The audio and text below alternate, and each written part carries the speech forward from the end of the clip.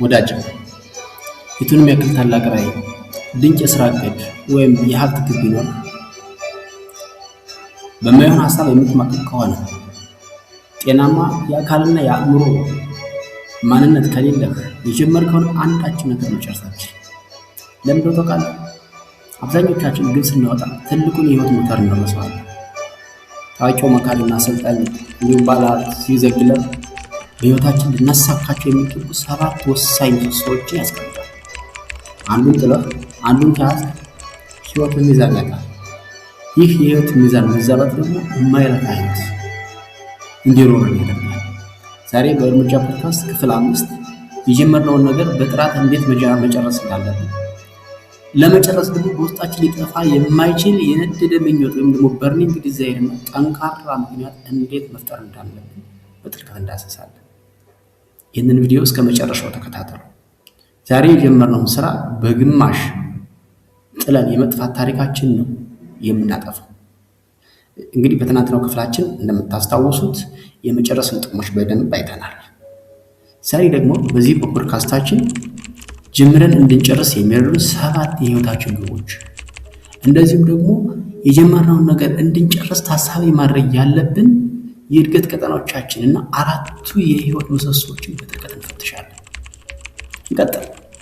እንግዲህ የጀምሮ መጨረስን ስናስብ በባህላዊ መንገድም በሉት በአጠቃላይ በማህበረሰባችን የሆነ ችግር አለብን። ለመሆኑ ለምንድን ነው ወዳጅ የቱንም ያክል ታላቅ ራዕይ፣ ድንቅ የሥራ ዕቅድ ወይም የሀብት ግብ ቢኖር በማይሆን ሀሳብ የምትማቅቅ ከሆነ ጤናማ የአካልና የአእምሮ ማንነት ከሌለህ የጀመርከውን አንዳችም ነገር መጨረስ አትችልም። ለምን ታውቃለህ? አብዛኞቻችን ግብ ስናወጣ ትልቁን የህይወት ሞተር እንረሳዋለን።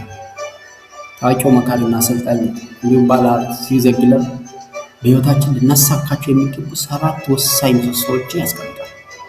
አንዱን ጥለህ አንዱን ከያዝክ ህይወት ሚዛን ያጣል።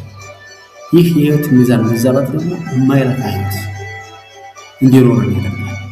ዛሬ በእርምጃ ፖድካስት ክፍል 5 የጀመርነውን ነገር በጥራት እንዴት መጨረስ እንዳለብን፣ ለመጨረስ ደግሞ በውስጣችን ሊጠፋ የማይችል የነደደ ምኞት ወይም ደግሞ በርኒንግ ዲዛይር እና ጠንካራ ምክንያት እንዴት መፍጠር እንዳለብን በጥልቀት እንዳሰሳለን። ይህንን ቪዲዮ እስከ መጨረሻው ተከታተሉ። ዛሬ የጀመርነውን ስራ በግማሽ ጥለን የመጥፋት ታሪካችን ነው የምናጠፋው። እንግዲህ በትናንትናው ክፍላችን እንደምታስታውሱት የመጨረስን ጥቅሞች በደንብ አይተናል። ዛሬ ደግሞ በዚህ በፖድካስታችን ጀምረን እንድንጨርስ የሚረዱን 7 የህይወታችን ግቦች፣ እንደዚሁም ደግሞ የጀመርነውን ነገር እንድንጨርስ ታሳቢ ማድረግ ያለብን የእድገት ቀጠናዎቻችን እና 4ቱ የህይወት ምሰሶዎችን በጥልቀት እንፈትሻለን። እንቀጥል። እንግዲህ የጀምሮ መጨረስን ስናስብ በባህላዊ መንገድም በሉት በአጠቃላይ በማህበረሰባችን የሆነ ችግር አለብን። ለመሆኑ ለምንድን ነው ሁላችንም ለመጀመር የምንቸኩለው? ለምን ታውቃላችሁ? ከቤተሰቦቻችን ይዘን የመጣ ነው፣ ከሀገራችንም ከተቋማት የለመድነው ነገር ስለሆነ እኮ ነው። ብዙ ጊዜ ለመጀመር እንቸኩላለን፣ ለመጨረስ ግን እንቸገራለን። እውነታውን እንነጋገር ከተባለ አብዛኞቻችን ከልጅነታችን ጀምሮ ተምረን አይተን ያደግነው ጀምሮ ያለመጨረስን ነው ብለን ብንናገር ማጋነን አይሆንም። ለምን ካላችሁ በቤተሰባችንም ሆነ በሀገራችን የምናያቸው በርካታ የስራ ሂደቶች በከፍተኛ ስሜት ይጀመራሉ፣ በታላቅ ዘመቻ ይጀመራሉ። መሀል መንገድ ላይ ግን ሲንጠለጠሉና ሲቆሙ እናያቸዋለን። ይሄ የተለመደ ነው። ቦናችን በአይነ ህሊናችን ያየነው ነገር አዲስ አይደለም።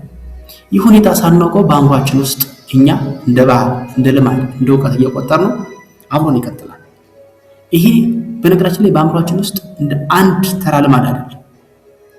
በቃ የህግ መመሪያ ሆኖ ይቀጥላል። ይሄ መመሪያ ኖርም ሆኖ ስለሚቀመጥ ወደፊትም የማቋረጥ ዝንባሌያችንን እንድንከተል የጀመርነውን ነገር እንደዋዛ እንድናይ ያደርገናል። እንግዲህ ዛሬ አንድ ነገር በስርዓት ጀምረን በስኬት ለመጨረስ የሚያሰናክሉንን ነገሮች ጥለን ለዛ ለምንፈልገው ነገር የሚያበቁንን ዋና ዋና ነገሮችን ነው የምናየው። ታዲያ እንግዲህ አንድ ነገር በሚገባ ለማከናወን የሚጠበቅብን መጀመሪያ ችግሮቹን ከስር ከመሰረቱ ሪዝኑን ማየት ነው እና አንድ ነገር በከፍተኛ ተነሳሽነት እና ስሜት ጀምረን በሚገባ ሁኔታ እንድንጨርስ በፍጻሜው ጥራት ያለው አጨራረስ እንዲኖረን የሚከላከሉ ወይም ደግሞ ያንን እንዳናደርግ የሚያደርጉ ሁለት ዋና ዋና መሰናክሎችን እነግራችኋለሁ። እነዚህ መሰናክሎች ኦፍኮርስ እናውቃቸዋለን፣ ይታወቃሉ። ነገር ግን ምንድነው ችግሩ ካልናቸው ብዙ ጊዜ ሪሄርስ አድርገናቸዋል። መሰናክሎቹ የራሳቸው የሆነ ጥልቅ ስነልቦናዊ ችግር አላቸው፣ ጥልቅ ተጽዕኖ አላቸው። እነዚህ ሁለቱ መሰናክሎች ውጫዊና ውስጣዊ መሰናክሎች ናቸው። ውስጣዊ መሰናክሎች የምንላቸው ኢንተርናል ኦብስታክልስ የምንላቸው ከራሳችን ልማዶች፣ ከራሳችን ፍላጎት፣ ከራሳችን ምኞት፣ ከራሳችን የአቅም ማነስ ጋር ስንታገል የሚኖሩ ናቸው። እነዚህ እንቅፋቶች መነሻቸውም ሆነ መድረሻቸው በራሳችን አእምሮ፣ ስነልቦናና የዕለት ተዕለት ልማዶቻችን ውስጥ ያስቀመጥናቸው እኛው ራሳችን ያስቀመጥናቸው ናቸው። ታዲያ እነዚህ አብዛኛውን ጊዜ በሰዎች ላይ ትልቁን ሽንፈት የሚያመጡት እነዚህ የውስጥ ጠላቶች ናቸው። በእኛ በራሳችን ላይ ትልቅ ጠላት ተሸክመን ያለነው እኛው ራሳችንን ማለት ነው። እነዚህ ጠላቶቻችን ታዲያ ምንድነው ችግራቸው ካልን አንድ ባንድ እናያቸው የተወሰኑትን ማለት ነው። የመጀመሪያው ችግራችን ምንድነው? የመጥፎ ልማዶች ተጽዕኖ ደግሞ ባድ ሃቢትስ የምንላቸው ኖርምስ የምንላቸው ነገሮች አሉ። እነዚህ በነገራችን ላይ ከልጅነታችን ጀምሮ በአካባቢያችን፣ በቤተሰባችን፣ በትምህርት ቤታችን፣ በሀገራችን በበርካታ ሁኔታ አብረን ያዳበርናቸው ነገሮች ናቸው። በታላላቅ ዘመቻ ተጀምረው መሀል መንገድ ላይ ሲቀሩ የምናያቸው በቤተሰቦቻችን፣ በሀገራችን ትልልቅ ተቋማት ላይ የምናያቸው እነዚህ ነገሮች ነው እና ይህ ሁኔታ በአእምሯችን ውስጥ እንደ ልማድ ሆኖ ይቀመጥና እኛም ይህንን ባህል አድርገን የስራ ባህላችን የስራ ልምዳችን አድርገን እንይዘዋለን። በሀገራችን ከፍተኛ የሚባል የስራ ባህል የሌለው ለምን ታውቃላችሁ? ትልቁ ችግራችን ልማድ ነው። ልማድ በጣም ከባድ ነው። ይኸው ሳናውቀው እኛም ስራዎችን የመተው ዝንባሌ፣ ቸለተኛ የመሆን አሉባልተኛ የመሆን ይሄ ይኖርብናል ማለት ነው። ሁለተኛው ደግሞ ችግራችን የውስጥ ችግራችን የፍላጎትና የቁርጠኝነት መበታተን ነው። ይሄ ላክ ኦፍ ፎከስ፣ ላክ ኦፍ ኮንሰንትሬሽን፣ ላክ ኦፍ አቴንሽን የምንለው ነገር ነው። ይሄ አንድን ነገር ስንጀምር የሚኖረንን ስሜት የሚኖረን መነሳሳት ወይም ደግሞ ሞቲቬሽን ጊዜው እያለፈ ሲሄድ እየቀነሰ የሚሄድበት ማለት ነው። ጊዜው እያለፈ ሲሄድ የሚቀንስበት ትልቁ ምክንያት ደግሞ እኔና እናንተ ያኔ ስሜቱ ሲጠፋብን በምን መቀጠል እንዳለብን አስቀድመን ስለማናስቀምጥ ነው። ለምን? ፈተናዎች ሲበዙ፣ ችግሮች ሲበዙ፣ እኛን አቴንሽናችን የሚስቡ ነገሮች እየጨመሩ ሲመጡ እነዚህ ነገሮች ይከሰታሉ ማለት ነው። ታዲያ እነዚህ ነገሮች ጊዜያቸው እያለፈ ሲሄድ የእኛ ሞቲቬሽን ሲቀንስ፣ የእኛ ዲስፕሊን ሲቀንስ የሚያመጡ ምንድነው? የቁርጠኝነት ችግር ነው። ያ ማለት የምንፈልገው የምንሰራው ስራ ከጀርባው ትልቅ በርኒንግ ዲዛይር እና ለምን ያንን ነገር እንደምንሰራው ፐርፐሱን በግልጽ አለማየት፣ ያንን ነገር በቁርጥ ያለመፈለግ ማለት ነው። ያኔ ስሜቱ ሲጠፋ ስራውን እስከ ጥግ ለማድረስ የሚያስፈልገንን ኢነርጂ እናጣለን ማለት ነው። ታዲያ ይህንን ኢነርጂ እንዴት ነው ማምጣት የምንችለው? የነደደ ምኞት ወይም ደግሞ በርኒንግ ዲዛይር ሲኖረን ብቻ ነው። እና ይሄ ጠንካራ ምክንያትም ደግሞ ያስፈልገዋል። ጠንካራ ምክንያት ከሌለን እንሰለቻለን። ስለዚህ ከውስጣችን የማይጠፋ የፍላጎት ቁርጠኝነት ሲኖር የምንፈልገውን ነገር ጀምረን መጨረስ እንችላለን ማለት ነው። ሌላው የውስጥ ችግር ደግሞ የውስጥ እንቅፋታችን የአቅም ማነስ ነው። ራስን አለማሳደግ፣ ፐርሰናል ዲቨሎፕመንት ላይ አለመስራት፣ አዳዲስ ክህሎቶችን አለመማር፣ አዳዲስ የዲስፕሊን ስርዓቶችን፣ አዳዲስ ሀቢቶችን አለመልመድ ማለት ነው። ይህ ደግሞ የምንፈልገውን ነገር እንዳናሳካ የሚያደርገን የውስጥ ችግሩ ኦብስታክላችን ነው። ታዲያ ስራችን እየገፋ ሲሄድ አዳዲስ ክህሎቶች ያስፈልጉናል። አዳዲስ የማይንድ ሴት፣ አዳዲስ የእጅ የጡንቻ የአእምሮ መስተጋብሮች ያስፈልጉናል። እነዚህንን በሚገባ ለመስራት የአእምሮ ብስለት ሊጠይቅ ይችላል። ራሳችንን ከስራው እድገት ጋር ካላሳደግ ነው የምንፈልገው ነገርና እኛ አብረን እኩል መሄድ ካልቻለን የምንፈልገው ነገር ይቋረጣል ማለት። ስለዚህ ምንድነው ራሳችን ከስራው እድገት ጋር ማሳደግ አለብን። ከስራው እድገት ጋር አብረን ማሳደግ። የአቅማችን ማነስ ስሜታችን ያወርደዋል። ስሜታችን ሲወርድ የቤታችንን ስሜት ይሰማናል። ይሄ የቤታችንን ስሜት ደግሞ በሚገርም ሁኔታ የስራ ፍላጎታችን ይቀንሰዋል። ስለዚህ ስራውን ጥለን እንድንጠፋ ያደርገናል ማለት ነው። መጨረሻ ሌሎች የውስጥ ችግሮች አሉ። በተለይ ስትረስ ጋር የተያያዙ ሌሎች ላይ የቤንች ማርክ ማድረግ፣ በራስ አለመተማመን፣ እነዚህ ብዙ ጊዜ በራሳችን የምንፈጥራቸው ችግሮች ናቸው እና የምንፈልገውን ነገር እንዳናሳካ የሚያደርጉ ነገሮች ማለት ነው። ሁለተኛው ነገር ደግሞ የውጭ እንቅፋቶች ናቸው። እነዚህ ኤክስተርናል ኦብስታክልስ የምንላቸው ከኛ ኮንትሮል ውጭ ያሉ፣ ከኛ ሰርክል ኦፍ ኢንፍሉዌንስ ውጭ ያሉ ማለት ነው። እነዚህ ከኛ ቁጥጥር ውጭ የሆኑ ሰዎችና በዙሪያችን ያሉ ነገሮች የሚፈጥሯቸው አስገዳጅ ሁኔታዎች ናቸው። የተፈጥሮ ሊሆን ይችላል፣ ሰው ሰራሽ ሊሆን ይችላል። እነዚህ በነገራችን ላይ እነዚህን ማወቅ በቂ ነው፣ ዝግጁ ሆነን እንድንጠብቃቸው ማለት ነው። እነዚህ ከኛ ቁጥጥር ውጭና ከኛ ፍላጎቶች የሆኑት ኦብስታክሎች በተለይ በሰዎች አማካኝነት የሚፈጠሩ መሰናክሎች ናቸው። ብዙ ጊዜ እኛን ነገሮችን እንዳንፈጽም የጀመርነውን እንዳንጨርስ የሚያደርጉ። ለምሳሌ አስገዳጅ ሁኔታዎች እና ድንገተኛ ክስተቶች ሊፈጠሩ ይችላሉ። እነዚህ አስገዳጅ ሁኔታዎች ለምሳሌ በተፈጥሮ ሊሆን ይችላል፣ በሰው ሰራሽ ለምሳሌ ጦርነት ሊሆን ይችላል፣ የሰው ሰራሽ አደጋ ሊሆን ይችላል። በምናቅደው እቅድ ውስጥ ያላካተትናቸው የኢኮኖሚ ማሽን ሊሆን ይችላል፣ የሰው ስራ መቀያየር ሊሆን ይችላል፣ የስራ ቦታ መቀያየር ሊሆን ይችላል፣ የገንዘብ እጥረት ሊያጋጥመን ይችላል፣ ድንገተኛ የጤና ችግር ሊገጥመን ይችላል። የጀመርነውን ነገር ለማስቆም ከፍተኛ ተጽዕኖ ያሳድሩብናል እነዚህ ነገሮች። አሁን እነዚህ ነገሮች በነገራችን ላይ ምንም ላናደርጋቸው እንችላለን፣ ነገር ግን ሎከስ ኦፍ ኮንትሮላችን ማስተካከል መቻል አለብን። ሌላው የሰዎች አሉታዊ ተጽዕኖ ደግሞ ኤክስተርናል ኢንፍሉዌንስ ነው። ይሄ ኔጌቲቭ ሶሻል ኢንቫይሮንመንት። በነገራችን ላይ ይሄ ስለዚህ ጉዳይ ሌላ ጊዜ እመለስበታለሁ። ሰርክል ኦፍ ኮንትሮል እኛ ኮንትሮል የማናደርጋቸው ነገሮች በሙሉ ኢግኖር ነው ማድረግ ያለብን፣ ወይም ደግሞ እንዳላየን መተው ነው ያለብን። በዙሪያችን ያሉት ሰዎች በተለይ ጓደኞቻችን፣ ቤተሰቦቻችን፣ የስራ ባልደረቦቻችን፣ አለቆቻችን፣ ጎረቤቶቻችን፣ ኢቨን በጣም ትረስት የምናደርጋቸው ትልቅ ቫልዩ የምንሰጣቸው ሰዎች የኛ ዲስትረስ ነው የሚያደርጉ። በተለይ የቅርብ ቤተሰብ ልነግራችሁ አልችልም። እውነት ለመናገር ማለት በጣም አደገኛ ነው። የምንፈልገውን ነገር ጀምረን በአግባቡ እንዳንጨርስ ትልቅ መሰናክል ይሆናል። ኔጌቲቭ አቲቲዩድ አንተ አትችልም። ምክንያቱም አንተ የሚያውቀው በትናንቱ ማንነት ነው እንጂ ዛሬ ላይ ነገ ምን እንዳሰብክ ኢቨን አሁን ላይ የሚያውቀውን ነገ ምን እንዳሰብክ።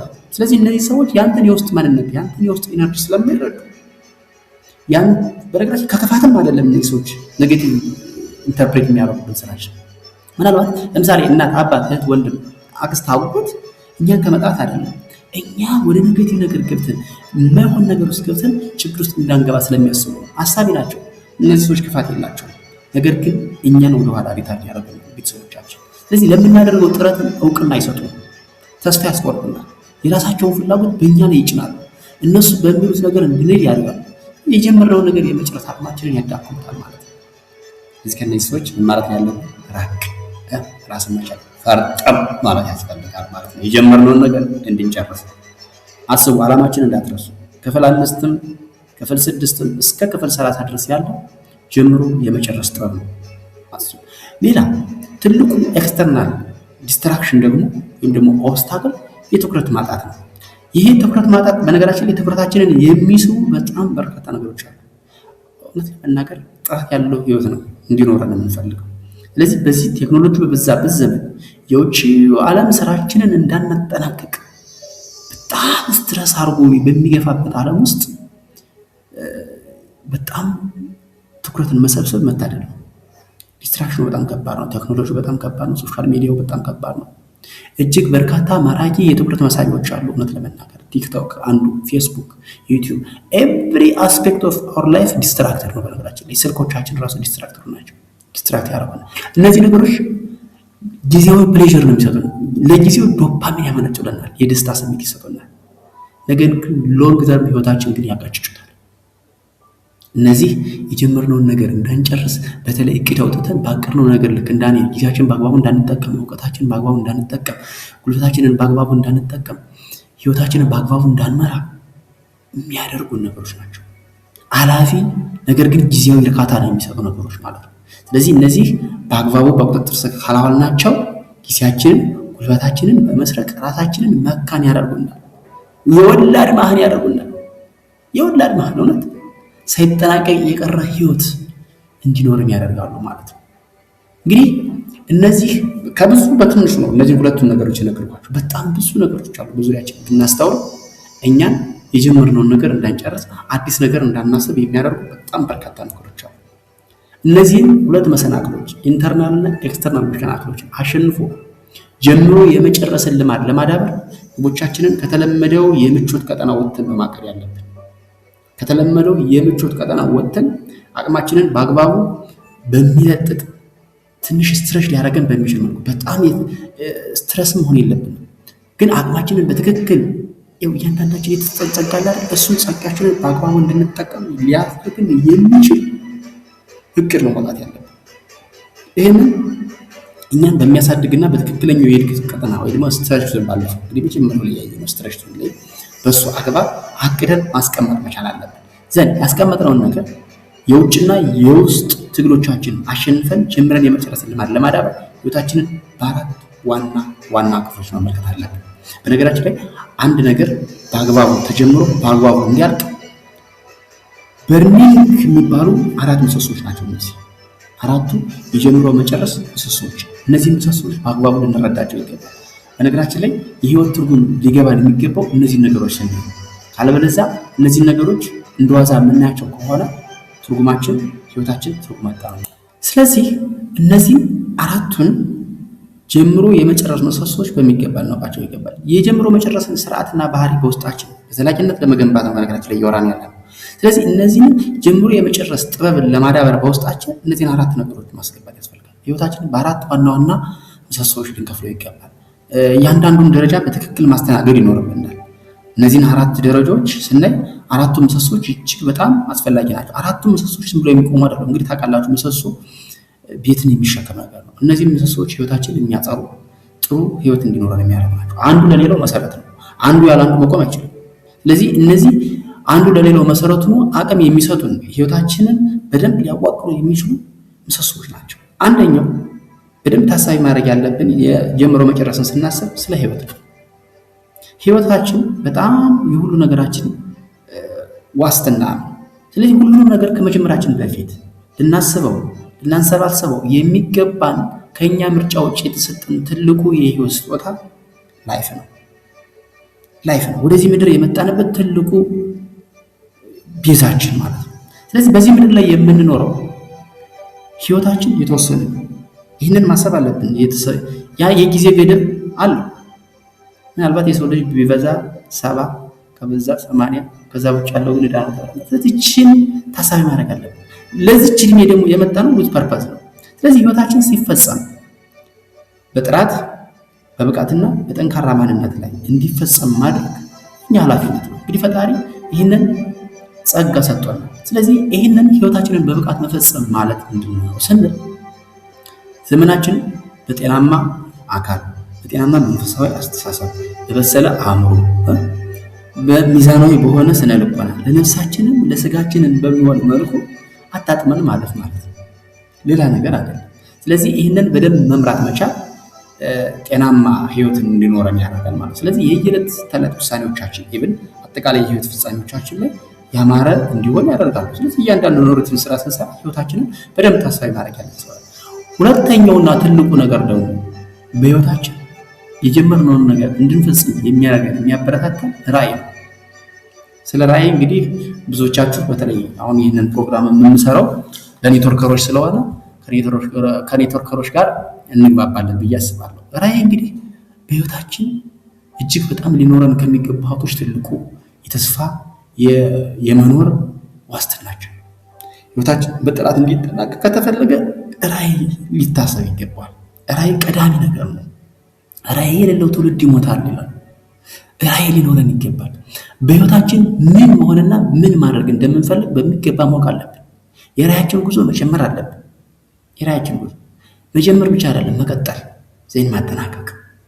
ይሄ ነው ትልቁ ነገር። ስለዚህ ስለ ራዕይ ስናስብ በሰዎች መካከል ስለ ራዕይ ስናስብ 3 ችግሮች አሉ። ስለ ራዕይ አንዳንዶቹ ጭራሽ ራዕይ የሚባለውን ነገር ለመለየትና ለማወቅ ይታገላሉ፣ አያውቁትም። በቃ ራዕይ የሚባል ነገር የለም። አንዳንዶቹ ደግሞ ቢያውቁትም እሱን ለመጀመርና ለመኖር ድፍረት አይኖራቸውም። አንዳንዱ ሰው ደግሞ ስለ ራዕይ ያውቃል፣ ነገር ግን ራዕዩ እየኖረው ማሳለፍ አይፈልግም። ለምን? ራዕይን መኖር እጅግ በጣም ዲስፕሊን ይጠይቃል። ራዕይ ስትጀምር ትርጉም ያለው ህይወት የሚባለው በራዕይ የሚመራ ህይወት። ስለዚህ ከሁሉም የሚበልጠው ሰው ጀምሮ የመቀጠልና የመጨረስ ችግር ያለበት ሰው ነው። በጣም በነገራችን ላይ አለማወቅ ይቻላል። ስለ ራዕይ አለማወቅ ይቻላል። ጀምሮ ካለመጨረስ ስለ ራዕይ ሳያውቁ፣ ምክንያቱም ራዕያችሁን አውቃችሁት የማትጨርሱት ከሆነ ራዕይ ያጨልላል፣ በጣም ከባድ ስለሆነ ማለት ነው። ስለዚህ ጀምሮ የመጨረስን መርህ ከግል ራዕያችን ጋር ማጣጣም ካልቻልን የምንፈልገውን ነገር በአግባቡ ጀምረን አንጨርስም። በአግባቡ ጀምረን በአግባቡ እንጨርስ። ሶስተኛውና ወሳኙ ነገር እነዚህ ሁለቱ ህይወትና ራዕይ የሚሳኩበት ግብ ይባላል። ሶስተኛው ስለ ጀምሮ መጨረስ ስናስብ ግቦች እንግዲህ ስማርት መሆን አለባቸው። ይሄ በዚህ ላይ ምንም ድርድር የለም። ግብ ስማርት መሆን አለበት፣ ስፔሲፊክ መሆን አለበት፣ ሜዠሬብል መሆን አለበት፣ አቴኔብል መሆን አለበት፣ ታይም ባውንድድ መሆን አለበት፣ ሪላየብል መሆን አለበት፣ ሊጨበጥ የሚችል የሚባለው በጣም ብዙ ጊዜ ደግመን ደጋግመን የወሰድናቸው ስልጠናዎች አሉ። ይህንን ስልጠና ያልወሰደ ሰው የለም አለ ብዬም አላስብም በነገራችን። እና ግቦች የዕለት ተዕለት ግቦቻችንን ማውጣትና እነርሱን እስከ ፍጻሜው መከታተል ራዕያችንን እንድንኖር ያደርገናል። ይሄ ግብ መውጣትና የጀመርነውን የመጨረስ ጥበብ ትልቁ ክፍል የሚባለው ግብ የመውጣት ጥበብ ነው። ስለ ግብ ስናስብ ነው። እና ዝግዘግ ይላል ምን ይላል መሰላችሁ? በአንድ ትልቅ መጽሐፍ አለው። በዛ መጽሐፉ ላይ ገጽ 157 ላይ በአግባቡ ተቀርጸው በጥራት ሊጠናቀቁ የሚገባቸው 7 የህይወት ግቦች አሉ ይላል። ነገራችን ላይ ስለ ግብ ስናስብ ስለ አጠቃላይ ትርጉም ስላለው ህይወት ማለት ነው።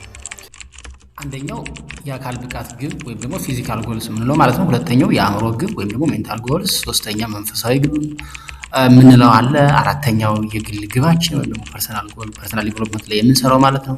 አምስተኛ የቤተሰብ ግብ ወይም ደግሞ ፋሚሊ ጎል ማለት ነው። ስድስተኛ የስራ ግብ ወይም ደግሞ ኬሪየር ጎልስ የምንላቸው አሉ። ሰባተኛ እና የመጨረሻው የገንዘብ ግብ፣ ይሄ ደግሞ አልቲሜት ጎላችን ነው ማለት ነው፣ በህይወታችን የሚያስፈልገን ነው። ስለዚህ እነዚህ 7 ግቦች በትክክለኛው የእድገት ቀጠና ወይም ደግሞ የግብ ቀጠና ውስጥ ስናስቀምጣቸው፣ ያ ማለት ስትረች ውስጥ ስናስቀምጣቸው የምንፈልገውን ነገር መጀመር እና መጨረስ እንችላለን። አንዱን ጥለን አንዱን ብንይዝ ህይወታችን ሚዛኑን ያጣ ይሆናል። ስለዚህ ሚዛን ያጣ ህይወት ደግሞ ጥራት የሌለው ህይወት ይባላል። እነዚህ በ7ቱ የህይወት ግቦች ያልተቃኘ ህይወት ትክክለኛ ህይወት ነው ተብሎ ሊታይ አይችልም። ኦፍኮርስ መኖር ካሉት መቃብር ይሞቃል አይነት ላይ ይሆናል፣ ምንም ችግር የለውም። ብዙዎቻችን የምንኖረው እኮ ኑሮ ካሉት መቃብር ይሞቃል። ብዙዎቻችን የምንኖረው ህይወት እንደዛ ነው፣ ኑሮ ካሉት መቃብር ይሞቃል አይነት ነው። ስለዚህ 7ቱንም ግቦች በትክክለኛ ምኞት ተመኝተን፣ ምኞት ብቻ አይደለም ለምኞታችን ትክክለኛ ዲስፕሊን፣ ትክክለኛ አይደንቲቲ ኑሮን እንድንኖር ከእያንዳንዳችን ይጠበቃል ማለት ነው። እስከ ጥግ ድረስ የምንፈልገው ነገር እንድናጠናቅቅ፣ እውነተኛውን የህይወት ስኬት እንድንኖር እነዚህ 7 የህይወት ግቦች ታሳቢ ያደረገ ግብ ልናስቀምጥ ይገባል ማለት ነው። ሌላው እንግዲህ ስለጀመረው መጨረስ ስናስብ ከአራተኛው የምናገኘው የዕለት ተዕለት ኃላፊነታችን ዳይሊ ሪስፖንሲቢሊቲ ማለት ነው። አራተኛው ነገር እሱ ነው። ስለዚህ ይሄ ጀምሮ የመጨረስ ባህሪ የሚለካው በትልልቅ ፕሮጀክቶች ወይም ደግሞ በትልልቅ ስኬቶች አይደለም። በየቀኑ በምናከናውናቸው ትንንሽ ማህበራዊ፣ ኢኮኖሚያዊ፣ ሙያዊ ኃላፊነቶች ውስጥ ነው። ስለዚህ በየቀኑ የሚሰጡን አደራዎች አሉ። በማህበረሰባችን፣ በሃይማኖታችን፣ በቤተሰቦቻችን፣ በትዳራችን የሚሰጡ ትንሽ የሚባሉ ኃላፊነቶች አሉ። እነዚህን ኃላፊነቶች፣ እነዚህን አደራዎች በሚገባ መወጣት አለብን። ምክንያቱም ትክክለኛ ህይወት የሚጀምረው ከእንደዚህ ከትንሽ ኃላፊነቶች ስለሆነ ማለት ነው። ስለዚህ በሁኔታዎች ሳንደናገጥ፣ ሳናማረጥ በጥራት የምናጠናቀቅ ከሆነ፣ ይሄ ደግሞ ልማዳችን ከሆነ ማንነታችን እየቀረጸው ይሄዳል። ማንነታችን የዲስፕሊን ይሆናል። በትክክለኛው ዲስፕሊን የሚመራ ሰው እንሆናለን። ይሄ ልማዳችን ደግሞ ማንነታችን በረጅም ጊዜ እየቀረጸው ይመጣና ከሆነ ጊዜ በኋላ በትንሹ የምንታመን ብቻ ሳይሆን በትንሹ የታመነ በትልቁ ይታመናል የሚለውን ነገር እናሟላለን ማለት ነው። ወንድሞች እህቶች፣ ጉዞ መጀመር ማንኛውም ሰው ይጀምራል። ለሁላችንም ህይወት ተሰጥቶናል። ህይወት ለሁሉም አይከብድም። ህይወት መውለድ መኖር በጣም ቀላል። ልዩነቱ የሚፈጠረው የተፈጠረለትን ዓላማ ኑረን ማለፍ ነው። የተፈጠረለትን ዓላማ ኑረን ለማለፍ ደግሞ እነዚህንም የነገርኳችሁን በአግባቡ ጀምሮ በአግባቡ ፕሮሰሱ ላይ ተገኝቶ የምንፈልግበት ግብ ላይ መድረስ አለብን። ስለዚህ ዛሬ ግቦቻችን በምቾት ቀጠና ወጥተን በድንጋጤ ወይም ደግሞ በፓኒክ ዞንም ሳናስቀምጥ ስትረች ሊያደርገን በሚችለው መንገድ ላይ አቅደን የምንፈልገውን ነገር ለማሳካት እነዚህ የነገርኳችሁ ነገሮች እጅግ በጣም ወሳኝ ናቸው። በተለይ ደግሞ የያዝነው ዓላማ ጀምሮ የመጨረስ ነው። ስለዚህ ጀምሮ ለመጨረስ ግብ ስናወጣ እነዚህን ነገሮች ታሳቢ ማድረግ ያስፈልጋል። ምክንያቱም የውስጥና የውጭ እንቅፋቶቻችንን ተቋቁመን በጽናት እያሸነፍን የጀመርነውን ነገር በጥራት እየጨረስን አዲስ ታሪክ መስራት ስንጀምር ነው ህይወት ትርጉም የሚሰጠን። ስለዚህ ዛሬ ያየናቸው በተለይ የዚግዛግ ኪለር 7ቱ የህይወት ግቦች ዝም ብለው ወረቀት ላይ የሚጻፉ የሚቀመጡ ነገሮች አሉ፣ የሚኖሩ ህይወቶች ናቸው። ተራ ምኞቶችም አይደሉም። የአካላችን፣ የአእምሯችን፣ የመንፈሳችን፣ የግል ህይወታችን፣ የቤተሰባችን፣ የስራችንና የገንዘብ ችግሮቻችን በሙሉ ልናስወግድባቸው የምንችላቸው ግቦች ናቸው። ስለዚህ እነዚህን በግቦቻችን ውስጥ ስናስቀምጥ ሊጠፋ በማይችል ምኞት ወይም ደግሞ በርኒንግ ዲዛይር፣ በማይናወጥ ጠንካራ ማንነት፣ በማይናወጥ ጠንካራ ምክንያት ላይ ስናስቀምጣቸው የፈለግነውን ነገር ጀምረን መጨረስ እንችላለን። የፈለግነውን ነገር ጀምረን ለመጨረስ እነዚህ ነገሮች ግዴታ በውስጣችን ታሳቢ ማድረግ አለ። ይሄ በደንብ በበርኒንግ ዲዛይር እና በበርኒንግ ዋይ ካልታነጸ መሀል ሰፋሪ ነው የሚሆነው። የምንፈልገውን ነገር በአግባቡ ጀምረን በአግባቡ አንጨርስ። የሚገጥሙን ፈተናዎች በሙሉ የውስጥም ሆነ የውጭ እንቅፋት ከፈለግነው ነገር ያስቆመናል ማለት ነው። ስለዚህ ራሳችንን እንጠይቅ። በህይወታችን ያከማችናቸው ስራዎች፣ ያስቀመጥናቸው ግቦች፣ የጀመርናቸው ስራዎች መካን ናቸው ወይስ ወላድ ናቸው? ግቦቻችን በምቾት ቀጠና ነው የተቀመጡት? በኮምፎርት ዞን ነው ወይስ ደግሞ በፓኒክ ዞን ነው? ወይስ ደግሞ በስትረስ ዞን ነው? ጀምረን እንዳንጨርስ ያደረገን የትኛው ግብ ላይ ስናወጣ ተሳስተን? አጀማመራችን ነው? አካሄዳችን ነው? ወይስ ደግሞ ፐርሶናል ችግራችን ነው?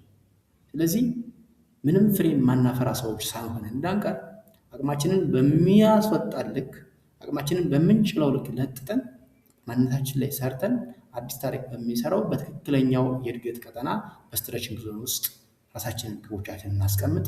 ያለፈ ታሪካችን ምንም ይሆን ምን ዛሬ ላይ አዲስ ምዕራፍ መስራት እንችላለን። አዲስ ቀን ነው። በነገራችን ላይ እያንዳንዱ የሚሰጠን በየዕለቱ የሚሰጠን አዲስ ቀን ነው። ስለዚህ የጀመርነውን ነገር በጥራት የመጨረስ አዲስ ማንነት በውስጣችን መገንባት እንጀምር፣ በጥራት እንጨርስ። ምክንያቱም በንቃት እንጀምራለን፣ በጥራት እንጨርሳለን። ዓላማችን ነው። ይህ ሁሉ እንግዲህ በእርምጃ ፖድካስት ነው እየተላለፈላችሁ የሚገኝ። ሁላችሁም ሰብስክራይብ፣ ሼር፣ ላይክ፣ ኮሜንት ማድረጋችሁን አትርሱ። የዛሬው መልእክቴ ነው። አብራችሁን ስለቆያችሁ እጅግ በጣም አመሰግናለሁ። የነገ ሳይበለን በነገው ክፍላችን እንገናኝ። የዛሬውን ተጠቀሙበት እላችኋለሁ። አመሰግናለሁ።